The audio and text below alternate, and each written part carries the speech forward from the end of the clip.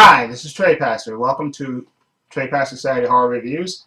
And as promised in my blog that I watched this morning, I did this morning, I looked at the fourth movie in my horror classics, and I'm talking about 1970s Taste the Blood of Dracula.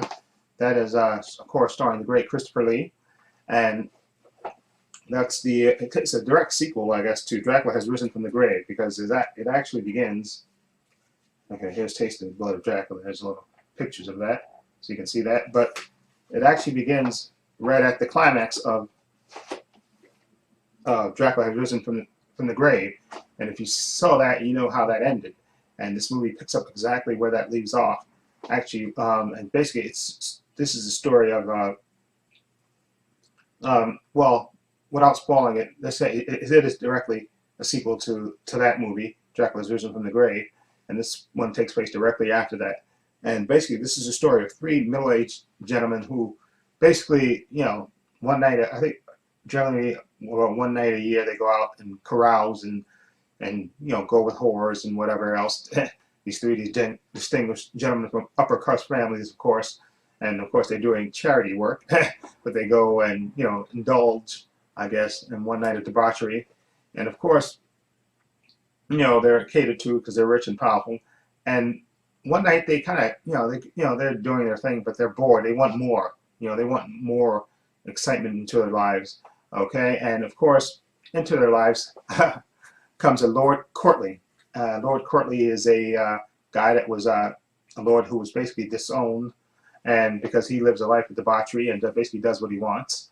And that character is played by Ralph Bates, and he does what he wants, and he kind of runs into the three distinguished gentlemen and basically tell them, listen, they actually get introduced to him, and they're saying that they're looking for new excitement, new adventure. And Lord Courtly says, listen, I have just a thing for you, just a thing. And this ties in to the actual ending of Rise of Dracula's Risen from the Grave in the beginning of this movie. Because if you've seen that movie, and this is a spoiler, Dracula basically gets impaled on a cross, and he basically bleeds out. Okay, and its blood, just basically travels down the hill and into that. That's where this movie begins. Basically, I guess a salesman or a pawn guy who owns a pawn shop. He basically witnesses this, and he collects the blood in the cape and Dracula's ring, and he basically has it for sale. And Lord Courtly persuades these gentlemen to buy it from him, and because they're going to do a ceremony, and they want to do a ceremony, basically where they taste the blood, literally, of Dracula. Okay, and of course, I'm going to have to spoil this little bit of it. They basically, they kind of flake out on Lord Courtly and don't want to drink the blood of Dracula. And of course, which he drinks. He does drink because he's a disciple of Dracula. He drinks it, and these gentlemen, being offended, they kill him. Okay, and then of course they go on their merry way, promising to forget, promising each other that they'll forget this tragic event. Okay, but of course, this act, basically resurrects Dracula. Okay, this is disciple's death resurrects Dracula, and of course he plots revenge. He wants revenge against the people who killed his disciple, and he's going to do it through their kids. Okay, and basically this movie stars Linda Hayden. She plays Alice Hargood. She's I guess the good girl in this, and she's involved with a character named Paul Paxton, who she loves and she wants to marry, but of course her father disapproves of him.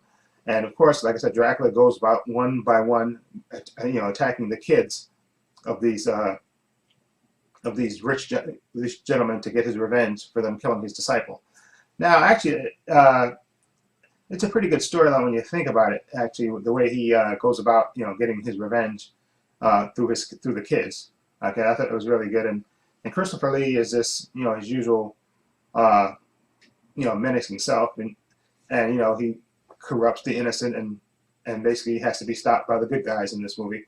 And I liked it. It was a nice sequel. I like the way they tied it in directly from Rise, Dracula's Risen from the Grave into this one, and they kind of made it different. With Dracula basically punishing these upstanding gentlemen who were really all about debauchery and everything else, and then of course you have your young innocent lovers, of course, in this.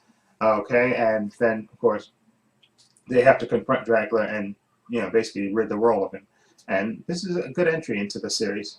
Okay, I'm gonna give Dracula, Taste the Blood of Dracula. Excuse me. I'm gonna give it a I'm gonna give it a 7 out of 10.